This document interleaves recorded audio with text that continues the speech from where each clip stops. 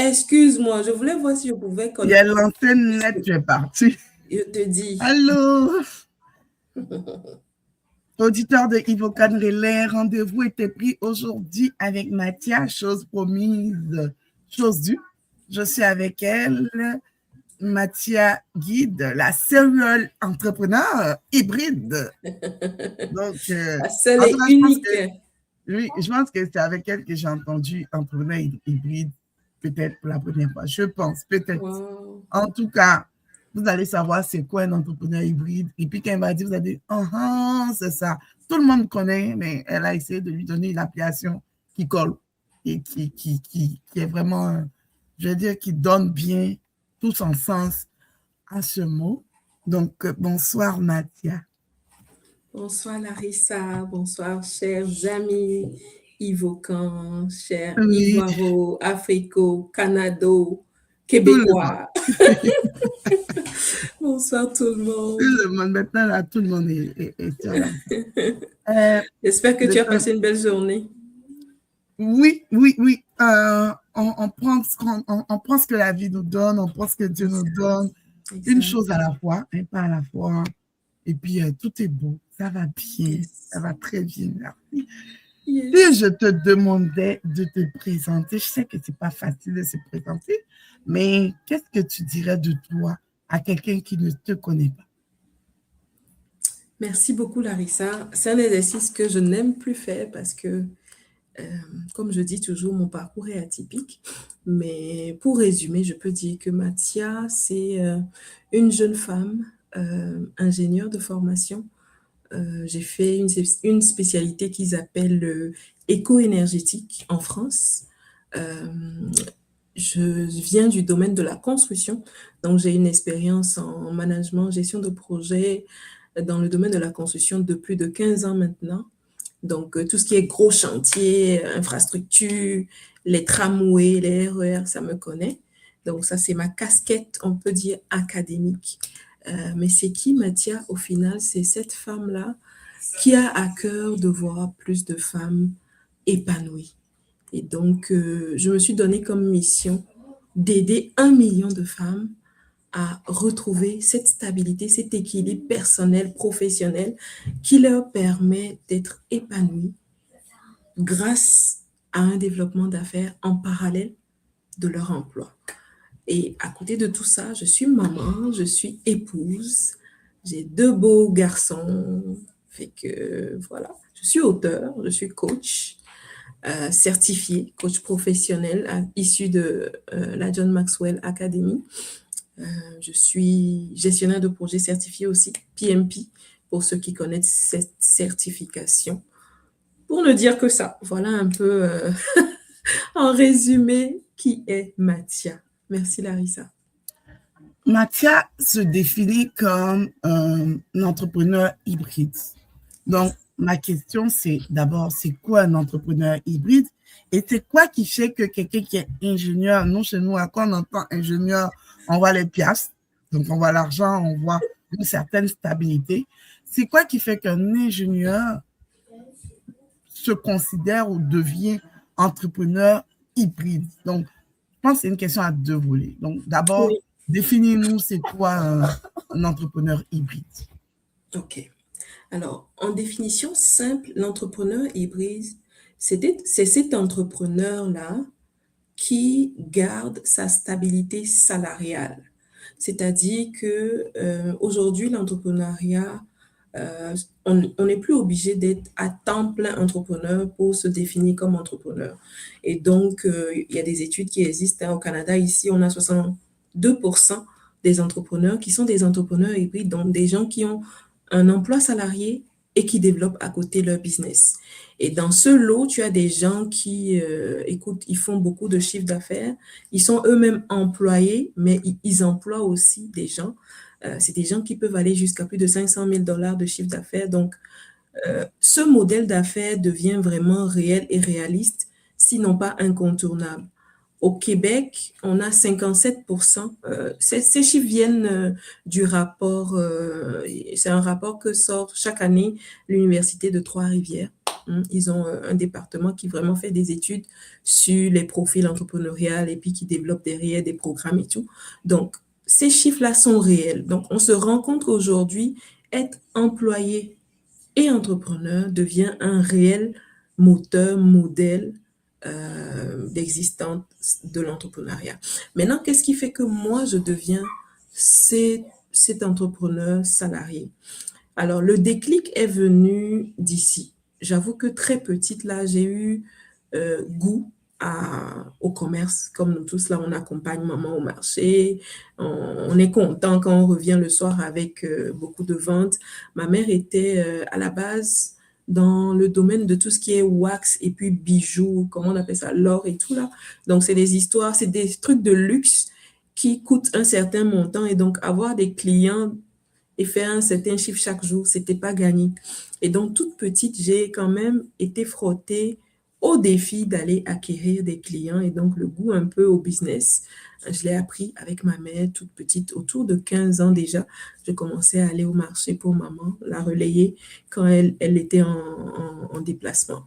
Donc, le déclic profond vient de ça.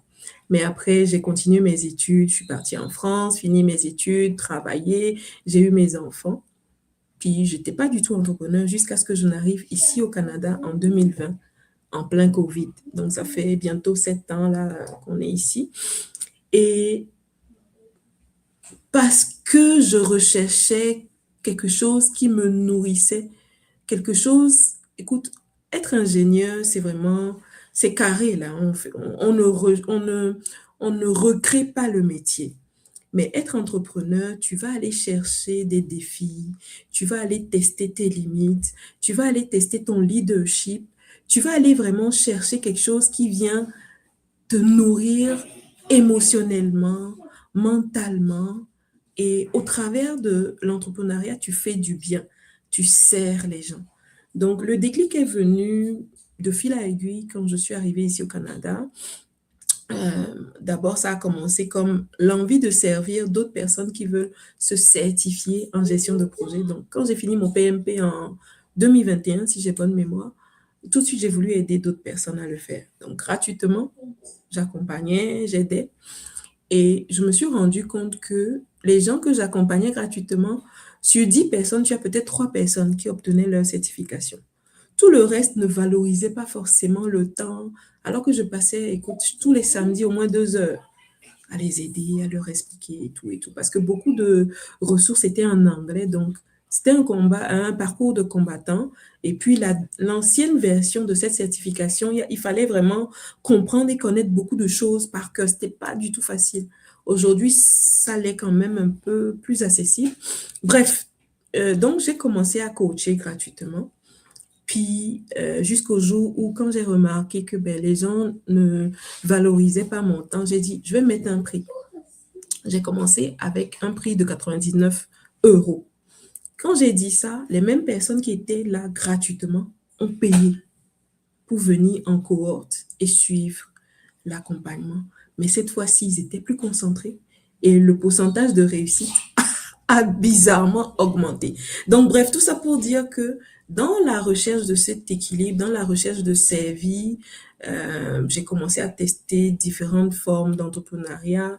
J'ai commencé à vouloir vendre certains produits aussi que je n'arrive pas à facilement trouver ici. Bref, je commençais à en ramener du pays, puis à en vendre. Donc, le déclic est venu vraiment au Canada dans cette recherche du service de l'autre avant tout.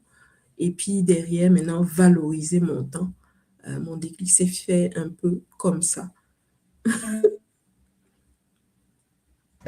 Tu te définis comme quelqu'un qui fait passer les gens de la posture à la propriété.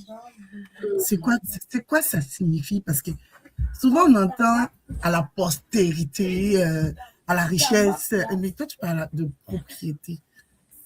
C'est quoi Alors, ça? je pense qu'aujourd'hui, tout le monde a envie d'avoir quelque chose qui lui appartient.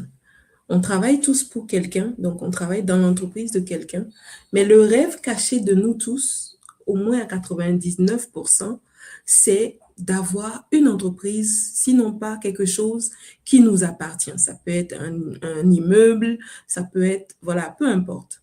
Maintenant, quand je dis je fais passer les gens de la posture à la propriété, c'est que la posture, c'est penser se positionner véritablement par rapport à ce qui nous correspond, par rapport à notre parcours, nos expériences, nos vécus, qu'est-ce qui nous correspond? Ce qui correspond à toi, Larissa, ne correspond pas peut-être à moi, Mathia. Moi, par exemple, je suis le genre de personne qui va dire, moi là, il me faut avant la fin de ma carrière professionnelle, avant ma retraite, il me faut avoir une entreprise qui peut générer plus de 10 millions de dollars annuels. D'autres personnes peuvent dire, oh non, moi, 500 000 dollars annuels, ça suffit. Bref, avoir ce positionnement clair et se dire que, OK, moi, ma posture aujourd'hui, je suis salarié, je gagne peut-être 100 000 dollars annuels, mais dans 5 ans, dans 10 ans, je veux me positionner comme entrepreneur, puis je vais mettre en place tout le nécessaire, soit pour aller acheter cette entreprise ou bâtir cette entreprise de zéro en posant des actions alignées, stratégiques, pour pouvoir vraiment avoir l'entreprise qui me correspond un beau jour, puis pourquoi pas lâcher mon emploi et devenir entrepreneur à temps plein. Donc, j'encourage beaucoup l'acquisition, mais aujourd'hui, on a les deux formules. On peut bâtir de zéro ou on peut aller acheter une entreprise déjà existante. Puis, on est dans l'ère actuellement du reprenariat. Du reprenariat, oui. Tu sais très bien qu'aujourd'hui, la communauté entrepreneuriale au Québec manque de relève. Et donc, il y a tellement de programmes qui encouragent la relève, qui encouragent les jeunes à reprendre les entreprises. Dernièrement, je regardais les journaux qui disaient que plus de 50 000 entreprises québécoises vont changer de main d'ici 2030. Et donc, aujourd'hui, c'est maintenant ou jamais. Il y a 5 ans, on nous parlait d'achat d'immobilier. Aujourd'hui, c'est l'entreprise. Quelqu'un qui n'a pas encore acheté sa maison dans l'immobilier, moi, je pense que c'est mieux pour lui d'aller acheter une entreprise avec sa mise de fonds pour la maison parce que c'est quasiment les mêmes types de transactions. Et avec l'entreprise, tu gagnes même à l'année zéro. La même année que l'entreprise devient pour toi, tu as du salaire qui rentre dans ta poche, du bénéfice net qui rentre dans ta poche. Tu as déjà une équipe, des clients. Bref, c'est tellement bien fait que ne pas profiter actuellement, c'est juste passer à côté d'une très belle opportunité de bâtir justement cette prospérité, de passer de la posture à la prospérité. Ouais, mais oui, c'est très intéressant le reprenariat. Quand on lit là-dessus de manière théorique, c'est très intéressant.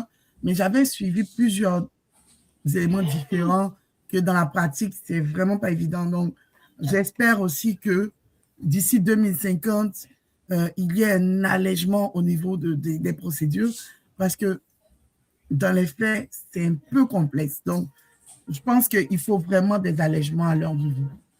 Ben, aujourd'hui, le système est fait de manière à beaucoup protéger les vendeurs, j'avoue.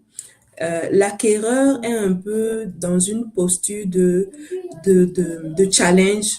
On vient challenger sa capacité à continuer quelque chose qui existe déjà, à garder le côté humain de la chose, à pouvoir bâtir et stabiliser cette chose.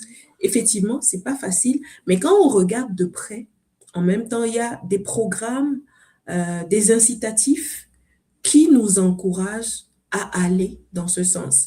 Quand je dis ça, c'est que aujourd'hui, tu as des répertoires qui existent, officiels, qui te donnent noir sur blanc des entreprises qui font plus de 10 millions de chiffres d'affaires disponibles en vente. Souvent, moins de 5 millions de dollars, ces entreprises-là. Et pour l'acheter, tu n'as pas besoin d'avoir 5 millions de dollars, là. On a besoin que tu aies entre 10 et 20% de mise de fonds, que tu aies une certaine capacité ou bien un certain profil quand même du côté de ta cote de crédit pour pouvoir aller dans ce sens. Et surtout, nous, les femmes, il y a plein de programmes qui encouragent surtout la relève féminine. Et c'est là où parfois je trouve ça dommage parce que tout est fait pour qu'on puisse poser le pas. Mais parce qu'on refuse d'oser, parce qu'on se dit que c'est trop difficile, on ne fait pas le pas et on passe à côté. Mais je peux te rassurer, Larissa, qu'il y a 5 ans, c'était pire. Aujourd'hui, ça commence à aller mieux et ça va s'améliorer, ça c'est sûr. Mais tout va dépendre de nous aussi. Si on continue d'oser, on continue de challenger le système ne va que ça aller en s'améliorant, ça c'est sûr. Là. Oui, c'est sûr, c'est sûr. Là, on va passer à une autre étape. On va parler du forum. Du Oui, forum mon événement annuel. qui aura lieu en octobre. Yes. Il faut, on l'a déjà parlé l'année dernière pour la première édition. Donc là, aujourd'hui, on revient en parler pour la deuxième. Et Yes. je vais te reposer la question pour ceux qui n'avaient pas suivi. Mais c'est quoi qui a fait, je ne sais pas si c'est dit le déclic, mais qu'est-ce qui t'a poussé à créer un forum et de l'appeler Innov'Action, donc innover et agir? Très, très, très belle question qui vient me chercher. En fait, quand je démarrais, on va dire, dans l'entrepreneuriat, j'ai beaucoup observé l'environnement entrepreneurial. J'ai beaucoup recherché des environnements propices à des gens comme moi. Quand je dis des gens comme moi, entrepreneurs et salariés, bien sûr. Vous allez me dire, non, c'est des gens qui se cachent et tout. Peu importe. Aujourd'hui, la remarque est qu'il y a beaucoup d'environnements pour les entrepreneurs, on va dire à temps plein, ou bien les entrepreneurs en général, mais il n'y a pas d'environnement pour les entrepreneurs salariés. Et on retrouve encore trop d'entrepreneurs salariés qui sont isolés, qui perdent la foi, qui n'ont pas de réseau, qui n'ont pas de visibilité, qui n'ont même personne à qui partager le peu qu'ils font. Et tu sais avec moi, Larissa, que quand tu fais quelque chose, juste entendre même ton fils ou ta fille te dire « Ah, c'est bien, maman », ça fait du bien. Ça t'encourage à encore aller et chercher à faire mieux. Donc, ce manque d'environnement m'a poussé à réfléchir. Donc, la première édition qui a eu lieu en 2021, c'était en novembre, à l'hôtel Alt, c'était sous le thème « Dépasse-toi, ton avenir t'appartient ».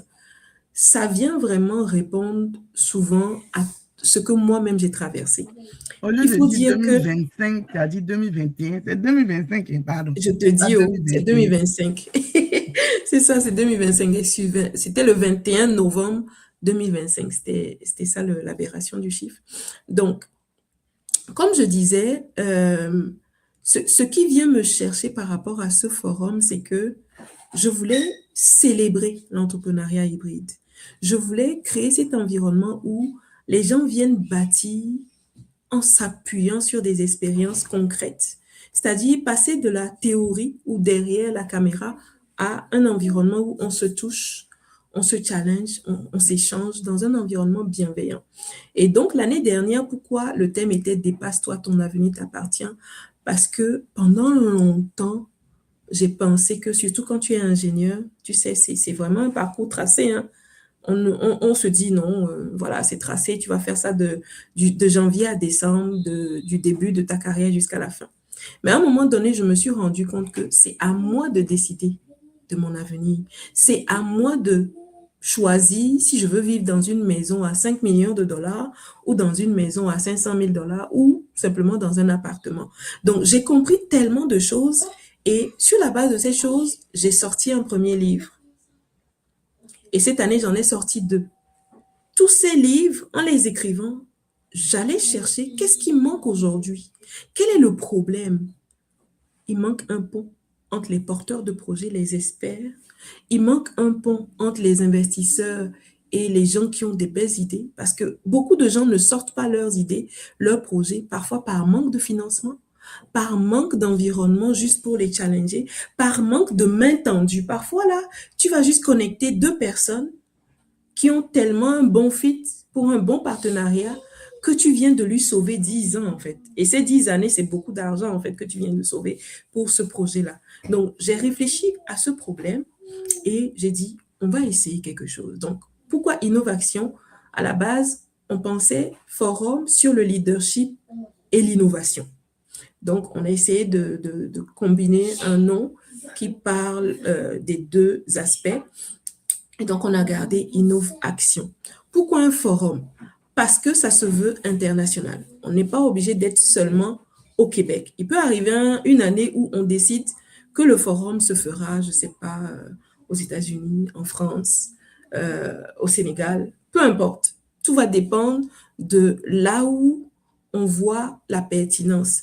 Quelqu'un peut quitter, pareil, Madagascar, le Sénégal, la France pour venir au forum. L'année dernière, on a eu plusieurs participants qui venaient de la Belgique, de la France.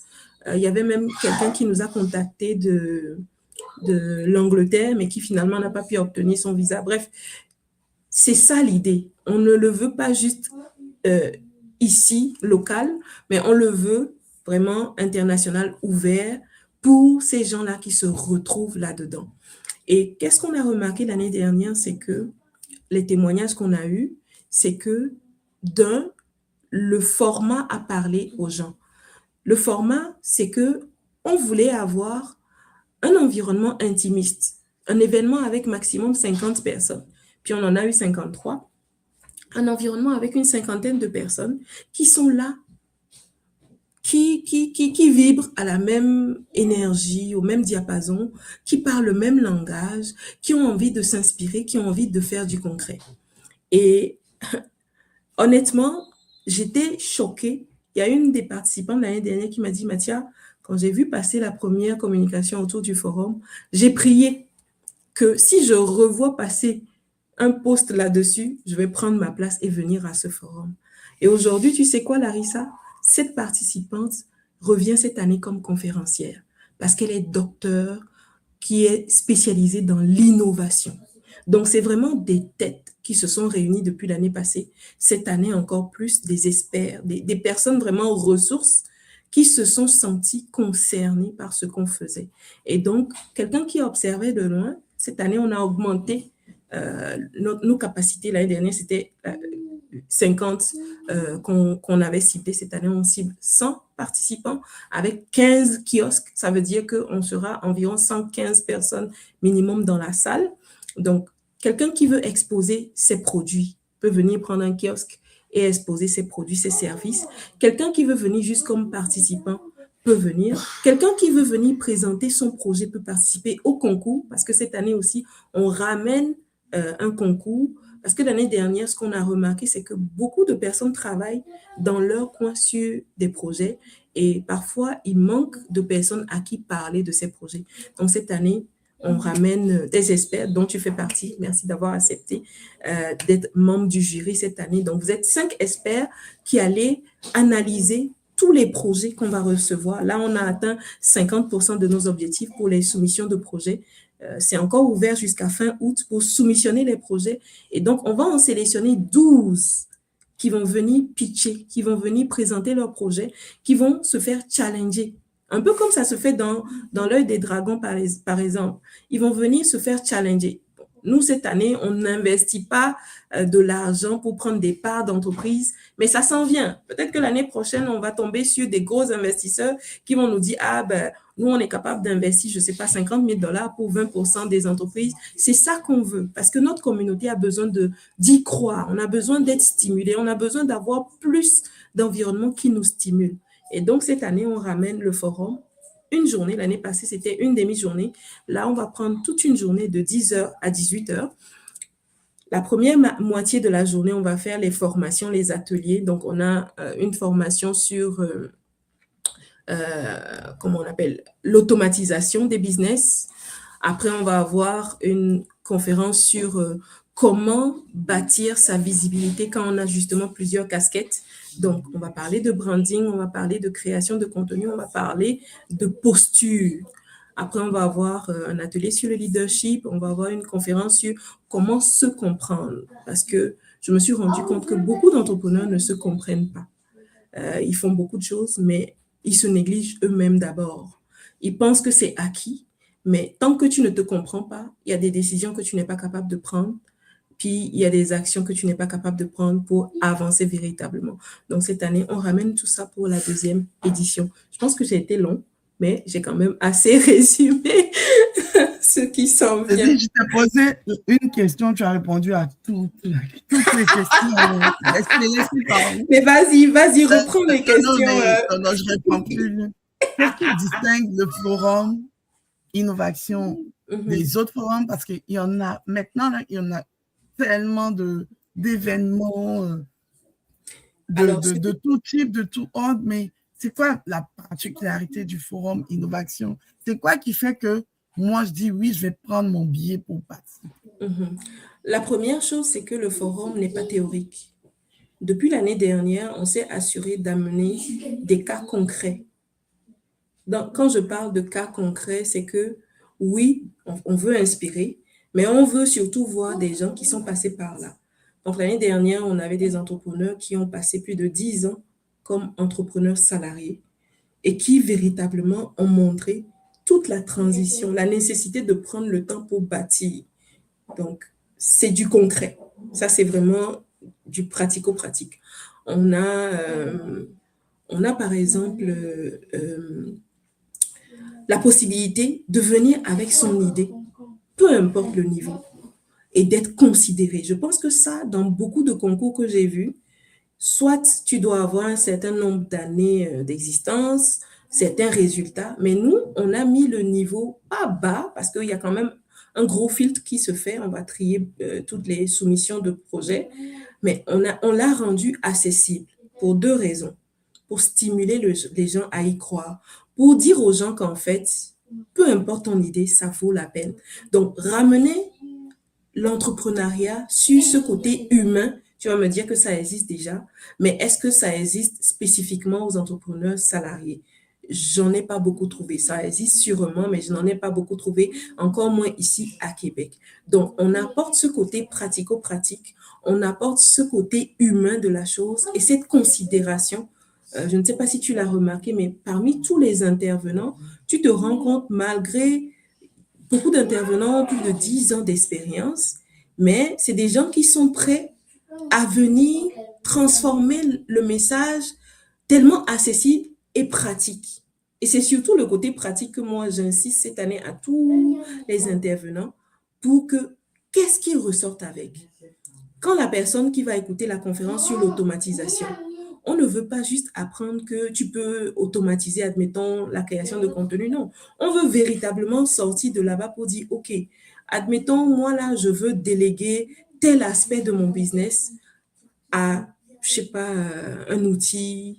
Comment je fais? Donc, le pratico-pratique, comment le faire de manière simple et accessible, sans dépenser de l'argent, sans devoir à recruter 10 personnes. Et c'est accessible. Et c'est très accessible, que ce soit un business dans le domaine du MLM, que ce soit un business de services ou de produits, de vente de services ou de produits.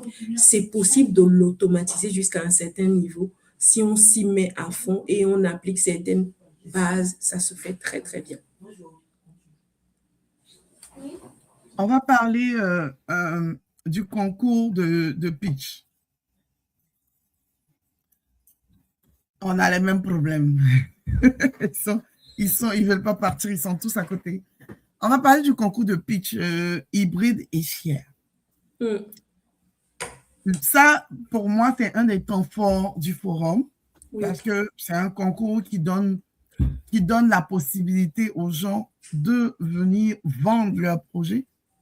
Donc, eux-mêmes, ils vont gagner en assurance, selon moi, comment on appelle ça, de pouvoir être assuré d'avoir, comme tu dis, une écoute. Mm. Ils vont avoir des avis. On va peut-être leur dire que avec ton affaire là, je pense que telle partie, tu devais faire ça. Donc, sur Yes. le champ, gratuitement, ils ont comme une mini consultation. Mhm. Pour, qu'est-ce qui te pousse à mettre ce concours-là en place? Alors, comme je disais tantôt, ce concours vient vraiment d'une douleur. Une douleur de ne pas avoir assez d'opportunités pour les entrepreneurs comme nous, entrepreneurs salariés. On n'a pas beaucoup de temps. On n'est pas à temps plein dans l'entrepreneuriat, donc moins de temps pour développer, moins de possibilités d'avoir toute une équipe pour travailler pour nous. Donc, on fait tellement beaucoup de choses seuls que souvent, on fonctionne un peu en silo. Donc, ce concours, c'est vraiment venir déjà les stimuler, leur dire que leurs idées valent la peine. Ça, c'est le premier message. Ton idée en vaut la peine. Tu as toute une scène, pour en parler. En parlant, tu obtiens des partenaires parce qu'au-delà du jury, tu as une centaine de personnes qui vont t'écouter. Des gens qui ont déjà pensé à la même chose, qui à la fin vont te dire, ah, écoute, ce dont tu as parlé là, voilà quel aspect je pense qu'on peut se mettre ensemble pour faire. Donc, c'est vraiment amener les gens à comme envoyer leur message dans l'univers un peu, puis avoir des retours multiplicateurs. C'est-à-dire que un participant au concours de 2026, en 2027, moi j'ai envie de le retrouver, qui nous dise, ah, à cause de tel aspect, qu'un membre du jury m'a dit, un partenaire que j'ai eu dans les participants ou même dans les exposants, à cause de ça, bah, j'ai décuplé, j'ai atteint tel niveau, j'ai développé tel aspect. Moi, c'est des retours que je veux. Je veux que les gens avancent véritablement. Donc, ce concours, c'est vraiment comme l'engrais que j'emmène pour leurs semences. Semences qui les arrosent déjà, hein. Mais là, je viens mettre un peu d'engrais pour voir cette belle plante sortir de terre, fleurir, porter du fruit et du fruit en abondance, comme le dit la Bible. Est-ce que les participants doivent être forcément des entrepreneurs hybrides? Excuse-moi, Larissa, je n'ai pas tout Est-ce compris. que les participants doivent être forcément des entrepreneurs hybrides? Idéalement, les entrepreneurs sont censés être hybrides parce que c'est ça même la cible de l'événement. Donc, hybride, ça veut dire que quelqu'un qui n'a pas le temps pour développer à temps plein, mais ils peuvent aussi être hybrides en phase de transition. Il y a des hybrides qui sont à la fin de leur hybridité, là, qui se disent, moi, là, 2027, je veux être à temps plein dans mon business. Ces gens-là sont aussi concernés. Les gens qui sont à temps plein entrepreneurs ne sont pas concernés parce que je trouve qu'il y a déjà assez d'opportunités pour eux. Puis, on va donner la chance aux autres qui n'ont pas assez d'opportunités de venir se frotter, de venir échanger, réseauter, se célébrer leur victoire, leur petit parcours, leur gros parcours, leurs résultats. Donc, c'est ça surtout qui nous tient à cœur. Donc, tout le monde est concerné parce que quelqu'un qui est à temps plein peut être participant là. Donc, il peut venir comme participant, venir réseauter, venir même chercher des partenaires, des potentiels collaborateurs parce qu'il y aura des experts, il y aura des gens qui viendront avec différents domaines d'expertise, que ce soit la cybersécurité, l'intelligence artificielle. On aura beaucoup d'experts là, de ce que j'ai entendu. Puis, très bonne nouvelle, il y a un des membres du jury qui m'a encore précisé hier que lui, il va, pour le premier prix, il va donner un accompagnement spécial pour le premier prix. Ça, je ne vais pas encore tout déballer, mais sachez que le premier prix, ça s'annonce vraiment grandiose. Puis la personne qui va le gagner va vraiment adorer ces 3 prochains mois après le forum. Et c'est ça le but. La candidature est gratuite, mais les candidats retenus payent 55 $. Exactement. Pourquoi est-ce que la candidature est gratuite? La candidature est gratuite parce que on ne veut pas que quelqu'un ait peur de déposer son projet. On ne veut pas que quelqu'un ait peur de parler de son projet. Parce que, honnêtement, juste déposer le projet pour que nous, on passe du temps pour l'analyser, ça, on est capable de l'offrir. Je pense que, Larissa, tu fais partie du jury et c'est un travail qu'on fait tous bénévolement. Maintenant, le temps que les gens vont passer à challenger, à traiter maintenant, à analyser, à les accompagner parce que avant le pitch, on va les préparer. Donc, ce temps de préparation, on aura au moins 2 séances d'accompagnement proprement dites, individuellement ou en groupe, dépendamment du besoin de chaque candidat, pour vraiment les préparer au jour J. Parce qu'on est d'accord que l'oratoire n'est pas quelque chose d'inné pour tout le monde. Donc, ce côté de préparation, c'est ça qui nécessite ces 55 $ pour un jus de fruits pour les experts qui vont intervenir sur cette portion de préparation qui aujourd'hui, les gens ne savaient même pas qu'il y aurait une préparation avant le concours. Donc, si tu déposes ton projet, c'est gratuit, mais quand tu es sélectionné pour pouvoir être accompagné, ben, on va te prendre une petite contribution qui ne correspond même pas au dixième de ce que les experts prennent d'habitude, mais c'est notre manière de vous encourager à y travailler comme il faut. Est-ce qu'on peut savoir les critères de sélection pour avoir la chance d'être retenu? Alors, il y a une grille d'analyse qui existe. J'avoue qu'aujourd'hui, la grille est juste au format proposition au jury. Donc, je n'ai même pas encore eu le temps d'en parler avec le jury pour le dévoiler. Mais sachez que tout est fait de manière à valoriser vos projets. Pour les gens qui ont peur d'avoir leur projet copié, j'aimerais apporter une nuance. C'est que chaque entrepreneur qui existe sur Terre, on est plus de 7 milliards d'habitants sur Terre, je pense qu'on a autant d'entrepreneurs.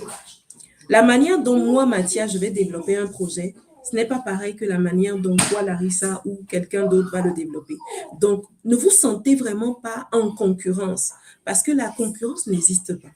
Et rassurez-vous, on respecte toutes les normes de confidentialité, toutes les normes de protection des données. Tout ce que vous allez transmettre va être vraiment utilisé pour le concours et tout le reste qui ne va pas être dans le cadre du concours va être détruit. Donc, on n'aura pas à en faire rien d'autre. On ne vend pas vos données, on n'en fait rien d'autre si ce n'est la journée du forum où on est ensemble, on travaille sur vos projets et puis après, au besoin, ceux qui veulent continuer à travailler, ceux qui auront gagné des prix auront un post-événement, mais tout le reste, dépendamment des partenariats, on n'a rien à garder à part se donner rendez-vous pour la 3e édition.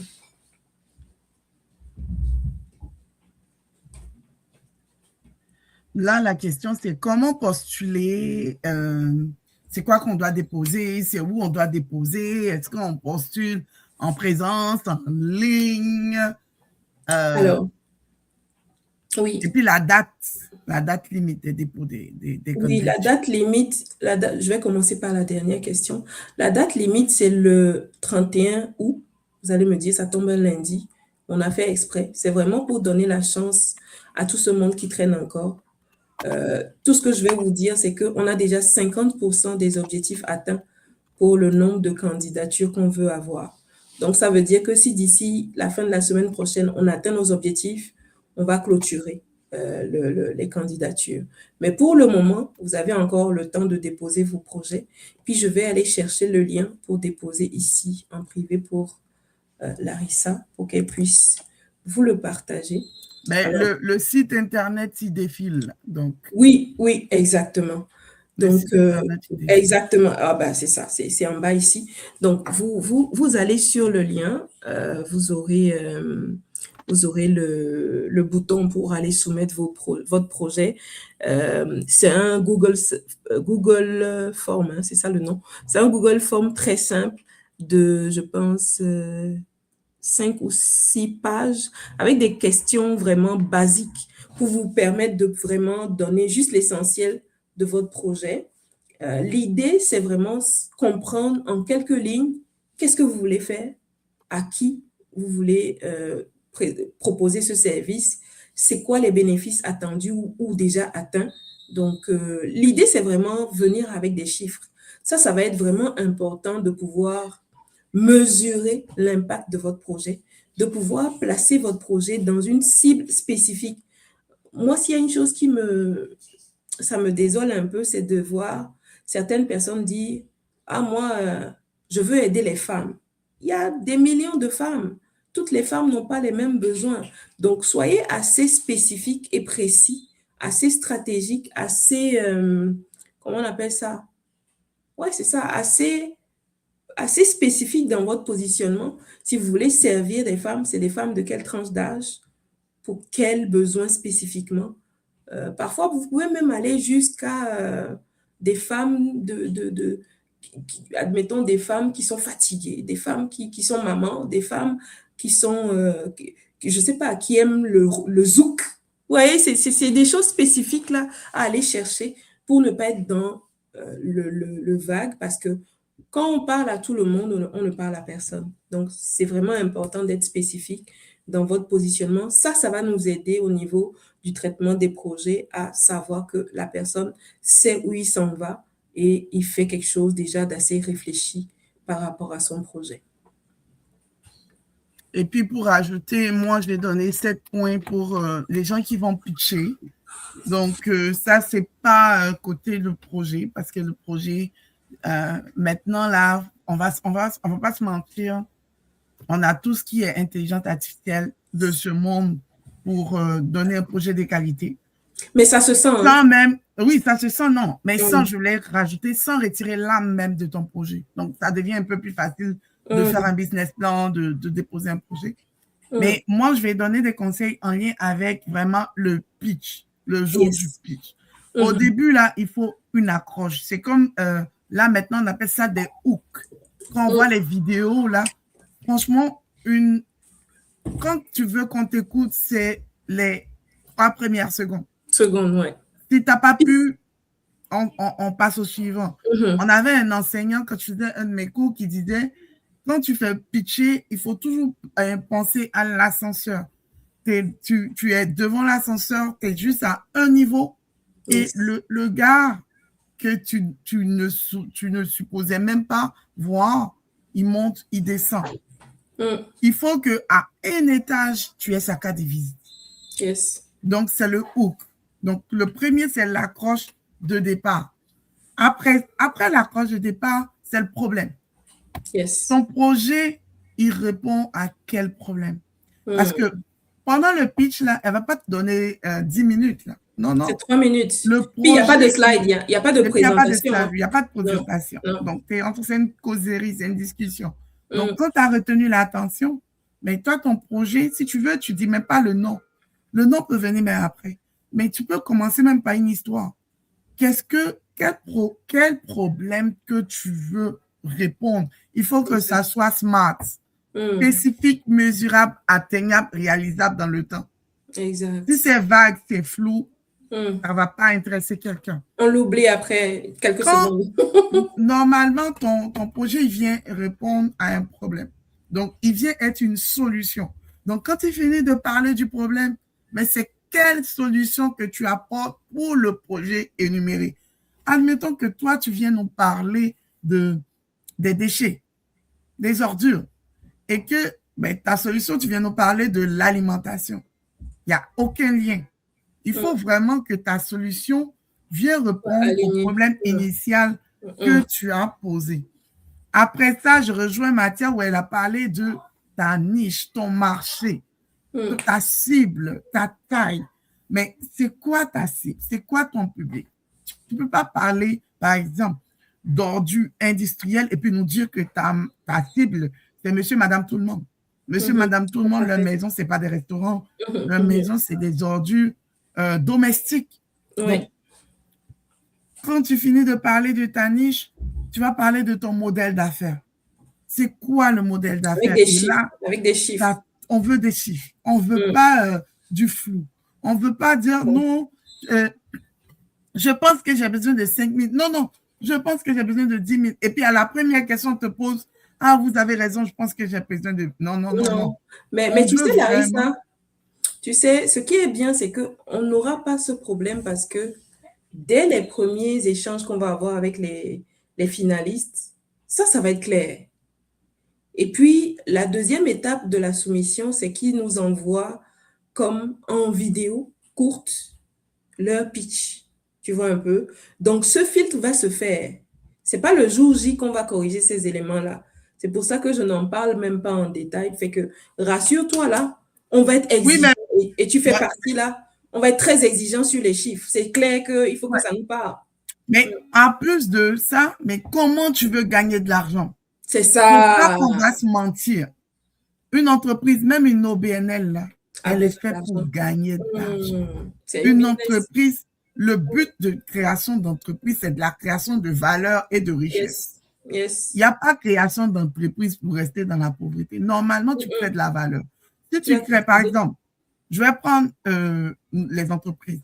Si tu fais ta déclaration d'impôt les premières années, même jusqu'à les 5 premières années, si tu déclares perte, Revenu Québec, Revenu Canada, ils ne seront pas trop parce qu'ils savent que les premières années, tu es dans les années de dépenses, tu es dans les années d'installation et tout. Structuration Mais et si tout. tu fais des pertes sur 10 ans, là, ils vont commencer Mm. à regarder fort. Ben, vaut mieux fermer. Donc, tu dois pouvoir dire comment tu vas. Mm. Après ça, sur l'équipe, est-ce que tu es seul? Est-ce que tu penses que dans un futur proche, tu vas avoir des employés même temporaires et tout?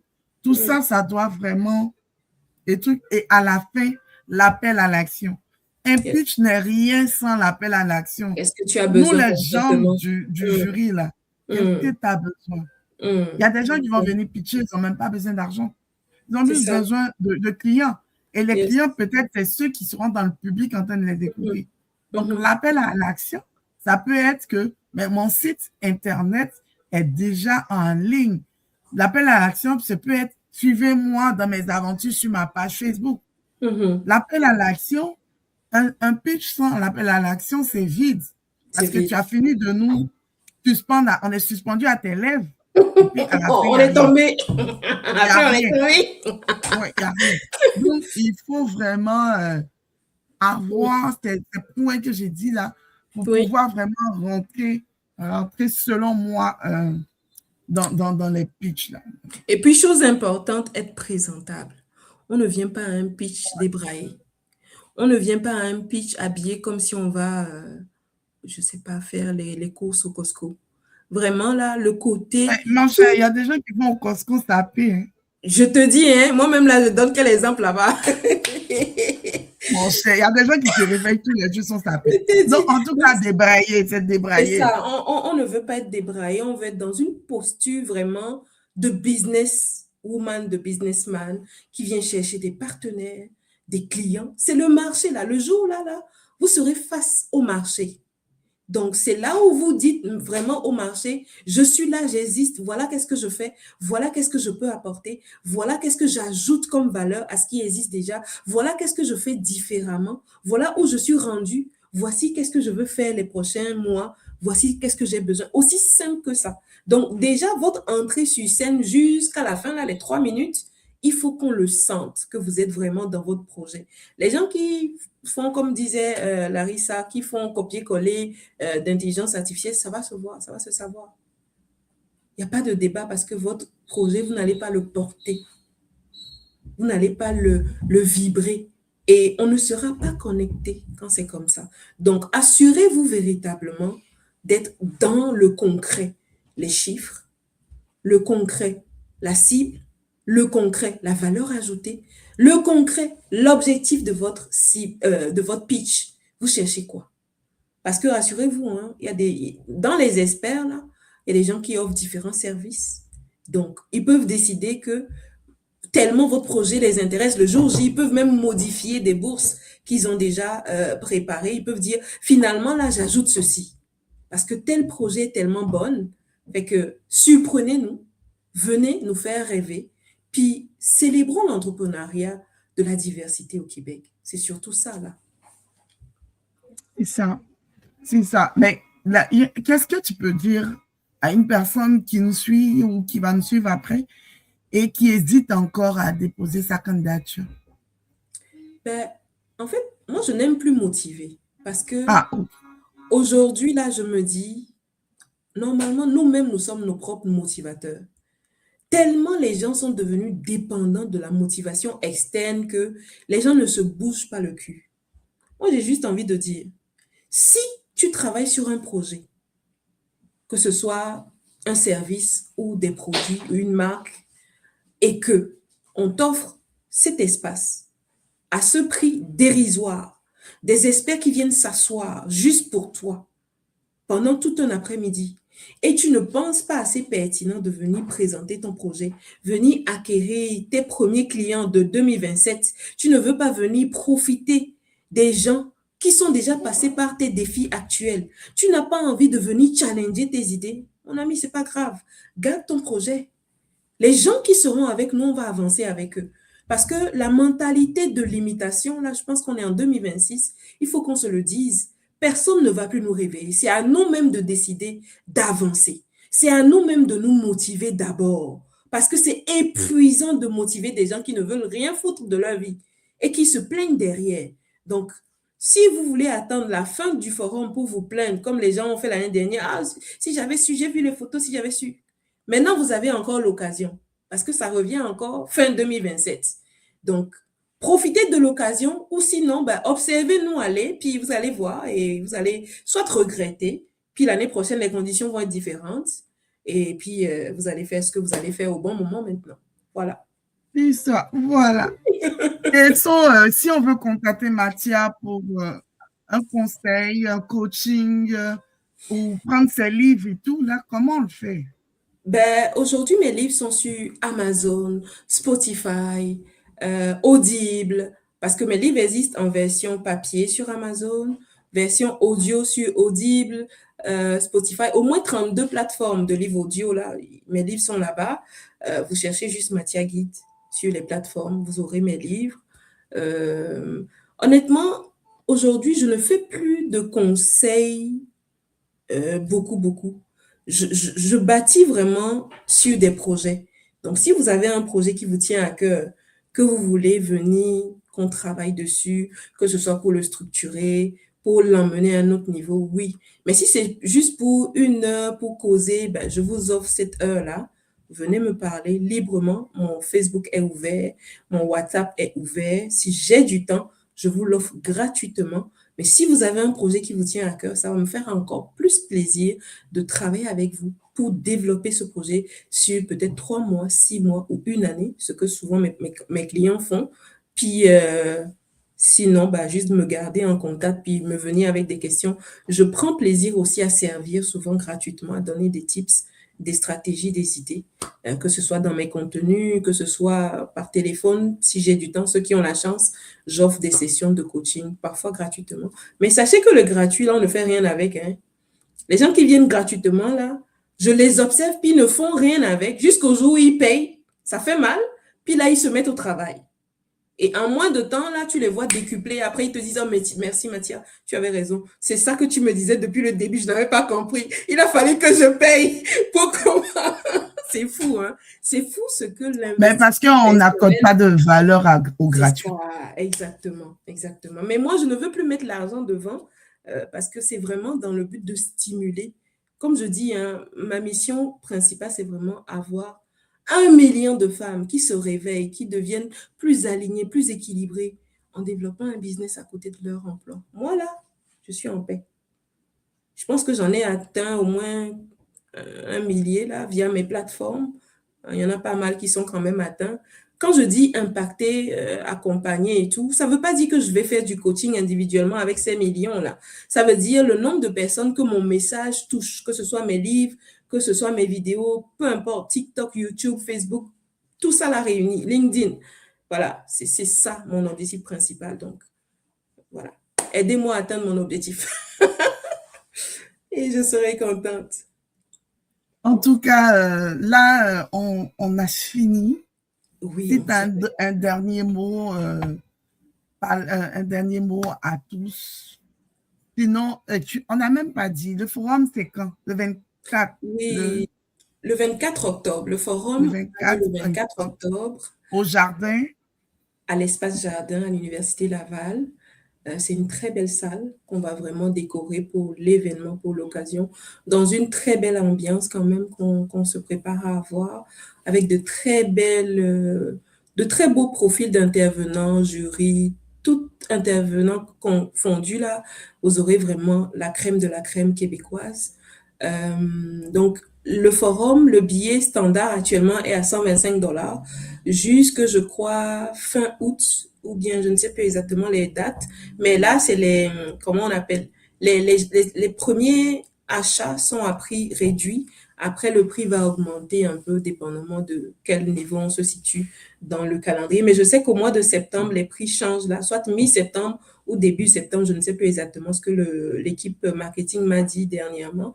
Fait que ne traînez pas, allez prendre votre place pour le forum. Parce que tu sais quoi, Larissa, une de mes mentors m'a dit, Madame Claudine Fife, à qui je fais un coucou si jamais elle tombe sur cette vidéo, une personne qui est passée par les mêmes parcours que moi, hein, entrepreneur hybride, qui fait dans les services, qui aujourd'hui a quand même impacté une belle génération de dirigeants. Elle m'a dit un jour, Mathia, en fait, ce que tu organises, en réalité, là, ça vaut 5 fois, 10 fois ce prix. Mais je comprends que tu veux le rendre accessible, mais n'en fais pas trop. Donc, tout ça pour dire que le prix qu'on voit aujourd'hui, ça n'a rien à voir avec la qualité qu'on va apporter le jour J. Ça n'a rien à voir avec la pertinence des sujets qu'on apporte. On va traiter de la cybersécurité. Qu'est-ce que l'entrepreneur doit faire attention quand il est sur les plateformes là? On clique tout le temps sur les liens. On ne sait pas qu'est-ce qu'on laisse comme empreinte. On ne sait pas à chaque fois, on est exposé à quel risque. Et puis souvent, là, surtout la communauté de la diversité, on néglige ces aspects. On pense que c'est acquis. Non, il y a des bonnes pratiques à avoir. Donc, on apporte un expert pour des sujets comme ça. Donc, ces experts-là, c'est des gens quand même qui n'ont pas le temps. Donc, pour aller les avoir, là, voilà, il faut débourser un peu. On a mis la main à la pâte. On est parti les chercher pour vous. Donc, venez juste écouter. Donc, j'encourage chacun, ceux qui veulent déposer leur projet, c'est jusqu'au 31 août, déposez vos projets. Sinon, ben, observez-nous faire le concours le 24 octobre. Puis, ceux qui veulent juste observer cette année, ben, je vous invite solennellement à venir acheter vos billets pour soit être exposant ou participant pour le forum, la 2e édition de 2026. Et au plaisir de vous rencontrer le jour J en personne. Oui, et au plaisir de vous rencontrer aussi parce que je serai de la partie, je serai jury du pitch. Donc, on vous attend. Venez pitcher. On ne va pas voler votre projet comme elle l'a dit, là, parce que ça, c'est dans la croyance commune, mais une âme, un projet ne se vole pas. Jamais, c'est impossible. Jamais. Parce qu'on ne pourra pas, on pourra voler, on ne pourra pas. Donc, c'était Larissa Nelly et j'espère que vous allez bien. On vous attend le 24 octobre à l'Université Laval, à l'Espace Jardin, pour le forum Innovation hybride et fier. Moi, je suis hybride et fier. Yes. J'aime pas dire que je suis entrepreneur, j'aime pas ça. J'aime plus me définir comme salarié, mais je suis vraiment hybride. Et elle aussi est hybride. Et puis, moi, en tout cas, pour l'instant, l'hybride me va bien. J'aime ça, les deux côtés. Un peu de sécurité parce que j'ai des jeunes enfants. Et puis, un peu de folie avec tout ce que ça comporte, l'entrepreneuriat et aussi ses défis. Donc, pour ceux qui sont comme nous deux, on vous attend pour venir se partager les topos, les connaissances, tout ce qui est tips, tout ce qu'on peut faire et pas faire légalement. Souvent, on fait des choses, on ne sait même pas si c'est légal, si ce n'est pas légal. Venez, on va se parler. Et puis, je pense qu'on va retourner assez rassasié parce qu'on va nourrir notre bagage et pourquoi pas, peut-être qu'on va sortir de l'hybride pour être entrepreneur à temps plein, on ne sait jamais. Donc, on va surtout se célébrer, Larissa. On va surtout se célébrer. Le parcours, là, ce n'est pas facile. On va se belles tapes dans l'épaule. On est capable, on est capable. On est fiers de vous. Donc, bonne soirée et puis merci de nous avoir suivis. Merci.